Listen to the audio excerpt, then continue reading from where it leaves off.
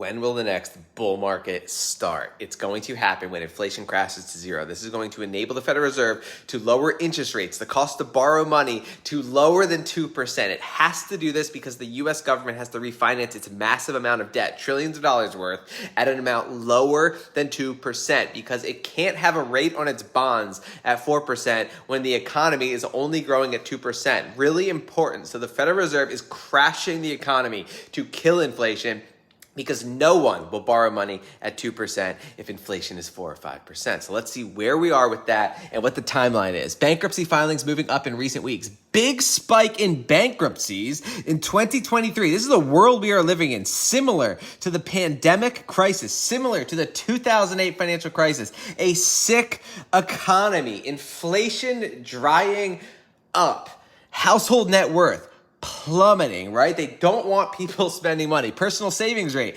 plummeting, did really well. This is what caused inflation. People had a lot of money on their hands with the pandemic stimulus. Well, guess what? It's back down. Inflation drying up. The U.S. government refinancing its debt beginning of 2024 around the Bitcoin halving cycle. It's all lining up for that period. In the meantime, let's just dive through what's going on with these assets. Bitcoin continuing to make higher lows. This is just an example.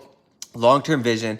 Lots of noise, but Bitcoin just doing what it always does in this currency debasing environment. It's also getting scarcer. This is as of the end of July. Long-term holder supply, 14.5 million BTC, not moving, taken out of circulating supply. Bitcoin is hyper deflationary. It's getting lost. Whenever there's an accident, someone could lose their passphrase. It's deflationary. The on-chain data is telling us there's going to be a supply squeeze. Here's another deflationary asset. BNB chain burns nearly $500 million worth of BNB tokens. They are committed to a deflationary mechanism in the BNB chain. So that's getting scarcer as well.